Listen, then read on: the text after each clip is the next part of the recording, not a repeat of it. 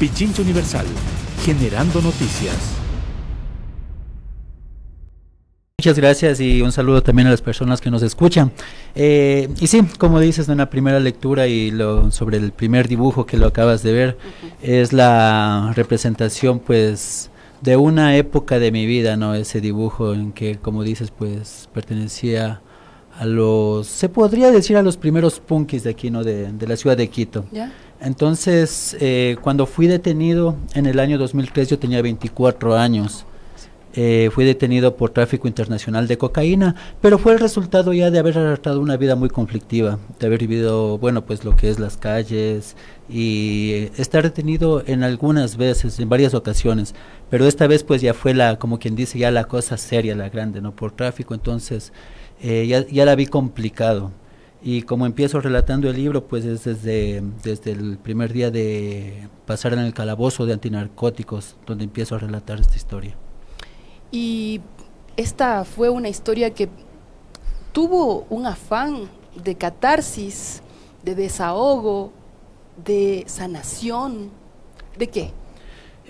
Mira, cuando uno está detenido, pues uno vive confundido dentro de la prisión, con la incertidumbre de qué es lo que va a pasar. ¿Será que vivo todo este día, completaré el día? Porque uno ve tantas muertes, tantos heridos, tantas cosas que pasan ahí. Entonces fue eso, ¿no? El regresar a ver y el darme cuenta que a pesar de que estaba preso tenía una oportunidad, ya que pasé varias situaciones. Había ya intentado fugarme dentro de la cárcel, participé de un intento de fuga masiva, no pudimos fugarnos y llegó un momento donde ya me di cuenta que en verdad mi prisión no era las paredes que me rodeaban ni las rejas de las puertas de la cárcel, sino que la prisión estaba dentro de mí, dentro de mis pensamientos, dentro de mi corazón. Guardaba mucho odio, mucha confusión y como dices, pues sí, no, es una catarsis, una introspección a mi vida y a reflexionar en ese momento tanto el por qué estuve ahí y también como comprender qué es lo que va a pasar con mi vida. Tenía apenas 24 años. 24 años. 24 Así es. años. Pero ¿cuándo nace la motivación para escribir dentro de un centro de rehabilitación? Más o menos como al año de estar detenido fue Al que año. intenté fugarme. Sí. Entonces poco después del intento de fuga es que ya tuve esta reflexión. Por lo que nos cuenta justamente. Ajá, Luego sí. de ese intento fallido nace esa Así es, esa porque búsqueda. yo había tenido ya la esperanza, ¿no? Desde el momento que estuve detenido, la esperanza de fugarme, porque dije, o sea, yo estar en una cárcel pagar una sentencia ni loco. Dije, yo de aquí veo la forma de fugarme y ya lo intenté y ya me di cuenta de que no era tan fácil como pensaba, ¿no? Y fue eso, como al año más o menos, que tengo este choque emocional y digo para mí mismo, en verdad, o sea, igual que hubiera ganado si hubiera logrado fugarme, porque en mi mente mientras estaba intentando fugarme era, tengo que huir de la ciudad, tengo que salir del país, tengo que hacer contactos, hacer negocios, conseguir el dinero, escapar, y era otra vez alejarme, por Volver. decir, de mi familia, ¿no? Ya. En ese tiempo tenía una hija y era alejarme otra vez de ellos, ya había pasado fuera del país algún tiempo, no disfruté de eso, o sea, no disfruté de un periodo de mi juventud muy importante, ¿no?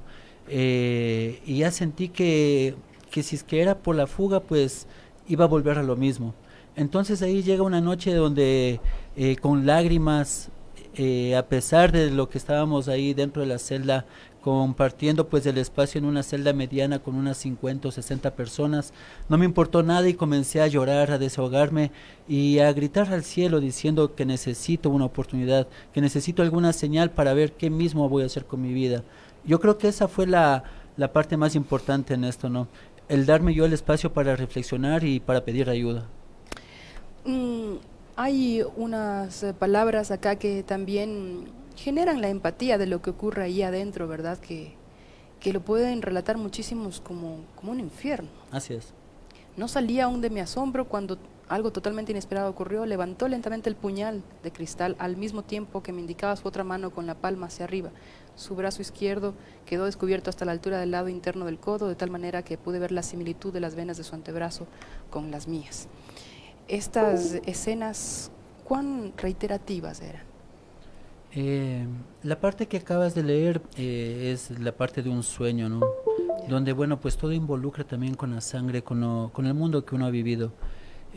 Como te digo, pues venía arrastrando ya una temporada pues llena de violencia, llena de sangre, y dentro de la cárcel pues uno va y confirma esto, ¿no? Que uno vive muchas situaciones a veces por las malas decisiones, situaciones en las que la vida corre peligro, y bueno, pues dentro de la cárcel, con decirte que había temporadas donde había un muerto cada semana, a veces 2 muertos, muchas peleas, muchos conflictos por el tema de extorsiones, de tráfico de droga ahí adentro, por la rivalidad entre bandas y bueno, ese tipo de circunstancias. Ya, justamente a ver si es que mi querida Meli me puede ayudar con el enfoque de esta toma para quienes están siguiendo en Facebook. Ahora mismo se vive una crisis carcelaria de grandes magnitudes que usted la debe conocer. Hay como cerca de 20 personas fallecidas y que claro, hemos escuchado de todo en redes sociales que... perdonen la expresión, pero que Humberto Eco las llamaba la cloaca de la modernidad. Han circulado toda clase de expresiones, incluso las de periodistas muy conocidos, diciendo que esta era la limpieza social que debía empezarse ya. La escena que estábamos observando en este dibujo que es suyo, ¿verdad? Sí es. Justamente recrea un enfrentamiento dentro de un centro de rehabilitación. Dentro de la cárcel. Ya. Yo estuve Háblenos detenido un poquito. en la cárcel número 2, en la antigua cárcel. Esa cárcel se incendió en el año 2006, en la calle Ambato, en el centro de Quito. Aquel gráfico representa pues, sería más o menos unos 3 meses de estar detenido, cuando una banda quiso extorsionarnos, ¿no? En especial pues el conflicto era contra un compañero mío, un amigo pues muy leal, nos conocimos allá adentro y mantenemos todavía una buena amistad. Entonces ese dibujo representa eso, lo que vivimos en esa ocasión, una de las tantas cosas que se pasó allá adentro. Bueno, son varias cosas, ¿no? Acá, por ejemplo, relata el primer paro carcelario en el 2004, por ejemplo. Así es. Bueno, es que los delitos relacionados con el tráfico de drogas, de lo que se conoce a nivel de cifras, nutren por lo menos en un 40% a las cárceles. ¿Cuánto tiempo tuvo que pasar usted, Freddy? Mi sentencia inicial fue para 12 años. ¿Freddy o Eduardo le llamo? Freddy. Freddy, está bien. Ya. Ajá. La sentencia inicial fue de 12 años, ya. Con una modificación por buen comportamiento y buenos atenuantes a 8 años. Entonces la sentencia final fue de 8 años. A mí me sentenciaron pasando los 2 años de estar detenido. O sea, fue con prisión preventiva que estuvo... 2 años, 2 meses. Wow. Sí. Entonces eso es lo curioso, ¿no? Sí. Porque tú dices ahí en el momento que hablas del segundo paro carcelario. Bueno, sí, aquí decía el primero, okay. Sí, en el 2004. Okay. El primer paro carcelario. Por decirte, en ese momento se hizo un paro. Yo todavía no cumplí el año con sentencia. Estaba más o menos unos 8 meses. Pero fue ese paro específicamente para pedir que se aplique la ley conocida como el artículo 24.8, que es... ¿2 por 1 o cuál? No, que dice que una persona, o decía que una persona que estaba detenida más de 1 año sin recibir sentencia, era merecedora de recuperar su libertad. ¿Por qué es esto? Porque muchas veces, por decir, en mi caso yo bajé a tribunales a los 2 años. Había personas que bajaron también a los 2 años, al año y medio, pero hay personas que han estado por delitos menores, digamos por un robo en la calle, ¿no? Algo menor, no sé, una cartera, algo así. Entonces baja, por decir, al año y medio, baja a tribunales y le sentencian a 6 meses, le sentencian a 1 año. Entonces, ya había cumplido el tiempo extra que pagó, ¿no? Entonces el artículo 24.8 amparaba esto, ¿no? De que una persona pues ya está más de 1 año sin recibir sentencia, tiene que salir libre. Entonces este paro, el primer paro, fue específicamente para pedir eso, ya que había una contraley, había una contraley que se llamaba la detención en firme, que impedía que se aplique esta ley, ¿no? Y no podían las personas que estaban más de 1 año salir con este beneficio. Debido a esta detención en firme. Otra ley. Entonces el paro fue específicamente para eso. Ya. Ahora, dentro del centro de rehabilitación, Freddy descubre arrepentimiento. Sí. Rehabilitación. pero desde un sentido muy personal. Sí, ojo, obviamente, porque no le Ajá. quiero cubrir de la moralina ni religiosa Sí. ni social. Sí, sí, porque uno adentro como que va a especializarse en el delito. Lamentablemente es la realidad. Y como que un sistema de rehabilitación, por lo menos para mi vida, nunca fue aplicado como tal, ¿no? Sino que por decir, en ese momento de que yo, te digo, reflexiono yo mismo, Ujú. me lamento de mi introspección. condición, veo mi miseria en la que estaba viviendo, en ese momento estoy amplio para poder aceptar cualquier tipo de ayuda. ¿Qué Estaba deseoso. sentimientos tenía? Porque Eh, ya tenía una hijita, me sí, dice, o tenía sea, una hija. soledad. Sí, mucha frustración porque frustración. era muy duro ver que la mamá de, en este caso, ahora ya son 2 hijas, ¿no? La mamá de mis hijas en ese tiempo era mi esposa, después nos divorciamos a raíz de la cárcel mismo, pero en ese tiempo entraba la mamá de mi hija, entraba con mi hija, y también hay que ver la circunstancia, ¿no? Porque yo era una persona que estaba muy enganchada con las drogas. Entonces como que era también eso, la frustración de que por una parte quería que se vayan breve mis visitas para yo poder volver a consumir, y por otra parte por las noches la depresión porque ya no estaba con ellos, o sea, era confusión tras confusión, ¿no? ¿Y qué hago? O sea, ¿qué voy a hacer con mi vida? Una doble cárcel además, ¿no? Porque Totalmente. finalmente esa dependencia también genera un Claro, un estado y nombro más, distinto. o sea, en este caso a mi hija, ¿no? Ya. Pero en sí es toda la familia, porque la familia es la que absorbe más el sufrimiento, ¿no? De pronto uno está ahí adentro y de pronto uno, sea con drogas o cualquier cosa, pues el vivir el día a día como que amortigua un poco la realidad, pero la familia es la que está preocupada, ¿qué le pasará? ¿Será que va a pasar algo, algún problema?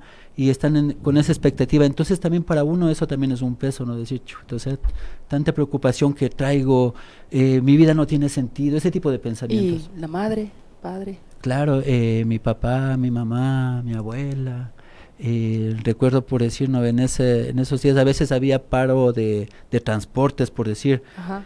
y podía faltar lo que sea, pero días de visita mi abuela iba como sea. Entonces muchas veces ya dolorida los pies porque iba caminando. No, entonces unos cuadros así que me daban mucha tristeza porque decía, ¿qué hice? Perdone que me distraigo un poquito, la gente está precisamente escuchando con mucha atención el relato y además generando esta empatía, esta humanización del tema en virtud de la crisis que ahora mismo estamos viviendo. Entonces, más allá de un testimonio muy propio, un ejercicio de introspección o de catarsis, también resulta pertinente y oportuno a esta hora en la que hay que convocar a más allá de este gastado discurso de que los derechos humanos solamente son para los reos en lugar de para la sociedad, humanizarla a la sociedad y ver desde una perspectiva mucho más amplia que la fascista que ahora se está desarrollando. Acá, por ejemplo, usted tiene un relato del segundo paro carcelario. ¿Qué año fue eso en este relato? 2005. En el 2005. Ya, y acá está el relato en el ex penal García Moreno, ahora ya cerrado. Aquí hay otro dibujo, si es que... Sí, aquí mismo es, en esta cámara, mi Meli linda. Sí. Ya, entonces relátenos un poquito esto, porque usted le ha acompañado con estos gráficos también, ¿no? Respecto a lo que nombraste, el penal, el ex penal García Moreno, mi causa, así le llamamos a las personas que caímos en el mismo caso. Fuimos involucrados 3 en este caso, a la mula que le cogieron en el aeropuerto, a un amigo y mi amigo me entregó a mí. Entonces a este amigo le llevaron al penal, al pabellón B. Entonces manteníamos comunicación telefónica con él y él me contaba cómo estaba ahí la situación. En la cárcel 2, en el segundo paro, fue dura también porque en ese momento pues ya se vuelve tierra de nadie. Porque vemos hasta fuego aquí en este... sí, eso es del incendio. Ah, ok. Sí, pero en ese tiempo del paro, entonces me comunicaba con mi amigo allá en el penal y él me contaba ya la situación también muy dura, muy tenaz. Las bandas se encontraban, hicieron hueco en los muros de los diferentes pabellones para poder pasar a los otros sitios y ajusticiar a las personas que debían dinero, yo qué sé, un sinnúmero de cosas. Ese del ajusticiamiento es una realidad que siempre ha estado allí. Sí, no, lo de las muertes, lo de los conflictos de las bandas, o sea, siempre ha habido dentro de la cárcel. Ahora pues está siendo con más fuerza por el hecho de que se está haciendo público, pero es una realidad que se ha vivido pues siempre en una prisión. Respecto a al dibujo, al gráfico que presentaste de las llamas, ¿no? Ujú. Eso fue en el año de 2006, en el mes de marzo. Ahí fue el incendio, ahí se acabó, dejó de existir la cárcel número 2. A las 4 de la mañana comenzó el incendio en una celda de abajo de la que yo viví. Yo vivía en la celda 9 alta y el incendio comenzó en la 9 baja. Era una celda donde era de consumidores empedernidos de droga, por así decirlo. Entonces, pues la celda la mantenía muy mal, con trapos sucios, colchones viejos, yo qué sé. O sea, era un ambiente propicio para el incendio. Aparte que la celda, como es la cárcel en sí, era de madera, era una cárcel antigua. No sé qué había sido antes de ser cárcel, pero tenía la estructura como para ser un colegio, algo así. Entonces era de madera, el segundo piso era dividido por un entablado nomás de madera, las vigas eran de madera antigua. Entonces se comenzó a quemar la celda de abajo y se quemó toda la cárcel. Lo malo de esto, imagínate, fue que fue a las 4 de la mañana, cuando ya nos dimos cuenta de lo que estaba pasando y la gente de las celdas de enfrente comenzaron a gritar diciendo que nos saquen de la celda nosotros porque estábamos encerrados. Los guías sacaron solamente a los chicos de la celda de abajo porque pensaron que iban a poder apagar el incendio, pero al ver que ya no pudieron, los guardias se fueron corriendo, nos dejaron encerrados. O sea, Wow.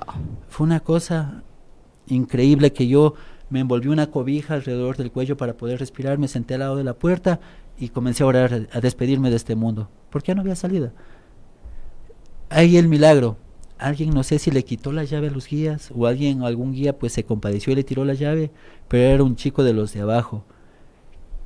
Agarrado un alambre con cuantas llaves que había ahí, intentando abrir las puertas, logró abrir 2 puertas, y cuando llega a nuestra celda, que ya estaba ya saliendo las lenguas de fuego por el entablado, trató de abrir y ya no pudo. Yo estaba, en ese momento estaba parado atrás de la puerta, y él estaba ahí queriendo abrir. Y no le podía ver porque era todo lleno de humo, ¿no? Y candela por el suelo. Y él en un momento dice, oye, perdóname, dice, no puedo. Y se va corriendo. Y a lo que se va, da unos 3 pasos y se frena otra vez, se regresa. Y comienza a intentar como 3 veces y se abre esa puerta. Logramos salir, pero...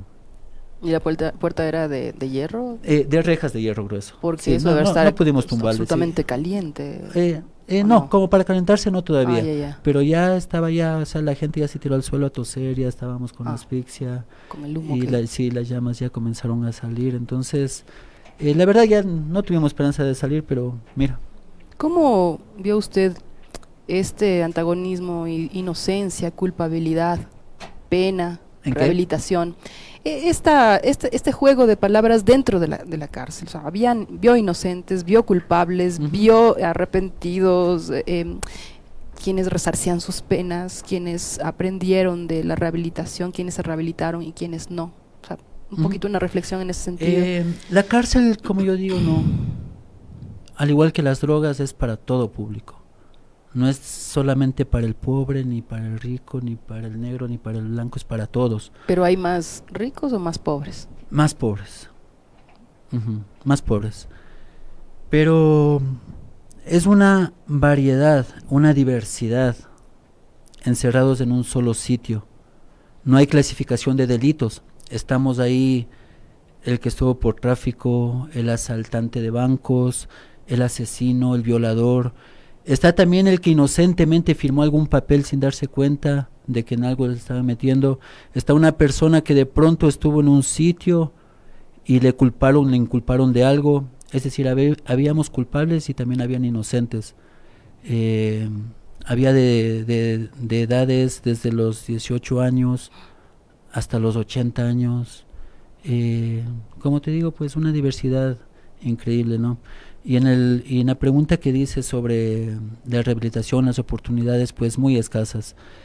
Como te dije, uno va allá y conoce más contactos, se abre más puertas para lo que es los negocios ilícitos, y son pocas las personas que en verdad tienen una oportunidad para poder redireccionar la vida. En este caso fue a mí a través de la palabra de Dios, que a raíz de esa necesidad que tuve, estuve amplio para escuchar a otro preso, a otro interno, que me predicó la palabra, y en ese momento fue lo que comencé a cambiar mis pensamientos y en darme cuenta que en verdad estaba preso, pero todavía estaba vivo y todavía tenía chance de hacer cosas. Ahí comencé a integrar un programa de estudios para quienes no habíamos acabado el bachillerato. Comencé a hacer trabajos en artesanías en madera. Bueno, yo era tatuador adentro, seguí tatuando.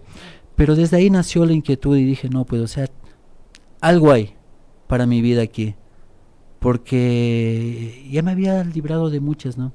Y después, bueno, me seguí librando, como te digo, del incendio, pero ya comenzó una manera diferente de pensar para mí. Entonces comencé a comprender que todo el dolor, todo el sufrimiento, y el abandono después de la que fue mi esposa, todas esas lágrimas, o sea, dije, no, esto tiene que ser para algo. Tengo que contar lo que pasa aquí dentro. Y tienen que saber las personas también de que aquí no se acaba la vida, aquí puede comenzar una nueva vida. Actualmente estoy estudiando teología, estudio psicología. ¿Arqueología? Teología. Teología, Ajá, y psicología. Ya. Entonces, como te digo, pues ahí dándole a la vida, abriéndome puertas, siguiendo para adelante y diciendo eso, ¿no? Que en verdad la cosa no es fácil, la vida no es fácil, pero tampoco es imposible, uno puede. Y no son pocos los que encuentran una liberación, una emancipación, un sitio de solaz en la fe, ¿no? Así es. Ajá. Dentro de las cárceles hay iglesias donde van, yo también pues participo de voluntariado. En este tiempo he estado pues yendo pausadamente, pero hay personas que van constantemente, cada semana están ahí para predicar la palabra. Hay otras personas que van a dar talleres de motivación, cursos motivacionales, y hay personas que se interesan adentro por cambiar la vida. No todo es malo, no todo es pésimo, no todo es muerte, no todo es violación ahí adentro. Hay también, o sea, la luz de vida ahí. ¿Tuvo contacto luego de que salió con otros internos que permanecían allí? ¿En algún momento cambió de alguna manera las condiciones o siempre fue igual? Para las personas que después ya les volví a visitar, todavía estaba el ex penal García Moreno.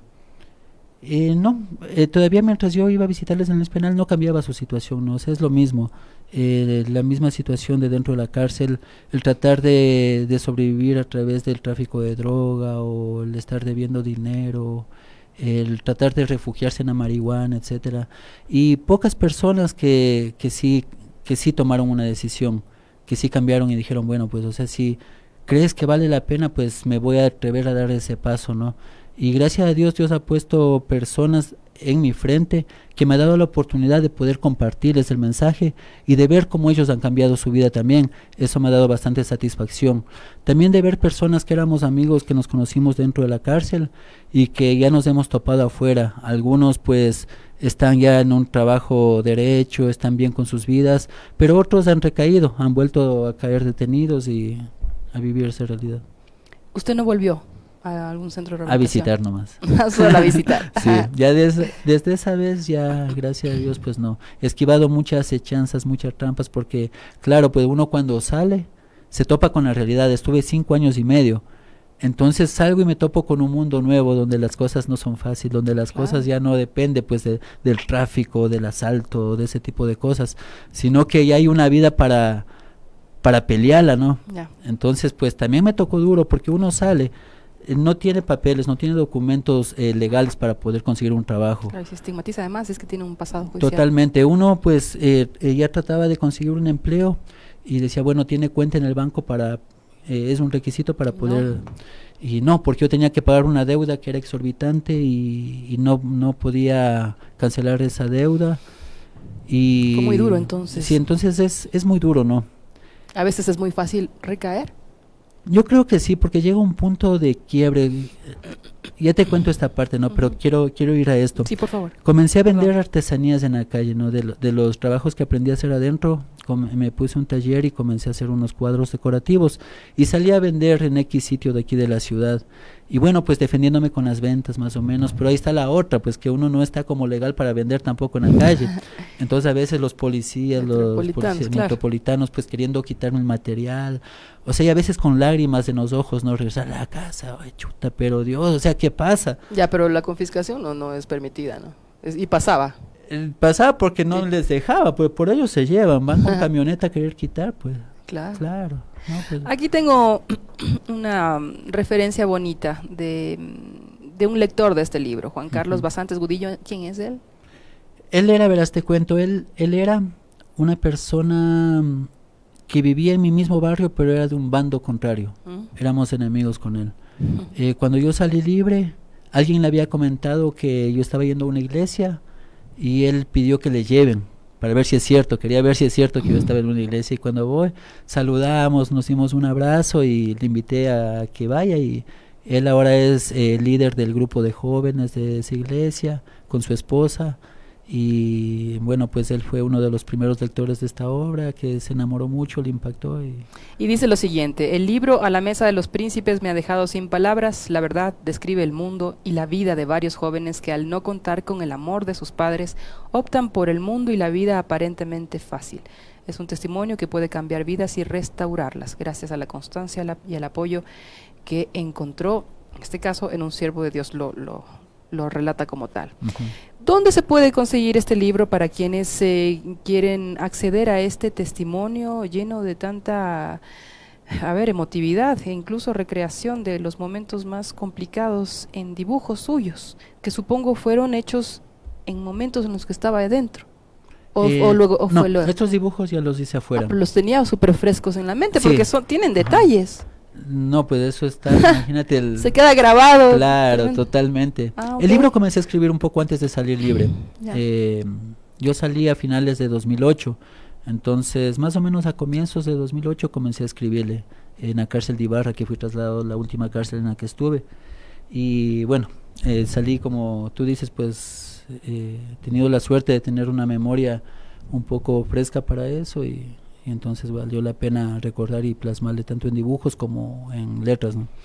Listo, muchísimas gracias. Fueron 30 minutos exactos. Perdonen que me pasé del punto y contrapunto, pero me parece que ha sido un relato bastante oportuno a estas horas en las que vivimos un caos generalizado, y que sin duda en las cárceles es donde más se lo siente. Y lamento decir cárceles, deberían llamarse centros de rehabilitación, pero hoy por hoy muy pocos se atreven a llamarlos así. Así es. Muchísimas gracias, Fred. Muchas gracias. Me preguntaste algo sobre el libro a través del Facebook. Sí, por favor. A través del Facebook. Ya. En el Facebook puede buscarlo como Libro a la Mesa de los Príncipes, o al WhatsApp, el 098-766-4170. A ver si toman nota del teléfono, por favor. De nuevo, repítalo, please. 098-766-4170, o al Facebook Libro a la Mesa de los Príncipes. Listo, muchísimas gracias. Igual nuestros compañeros de las redes sociales nos van a colocar los datos ahora, los mismos lo están haciendo, ¿verdad? Mi querido Javierito Ojeda. Pichincha Universal. Aquí se escuchan bien las noticias.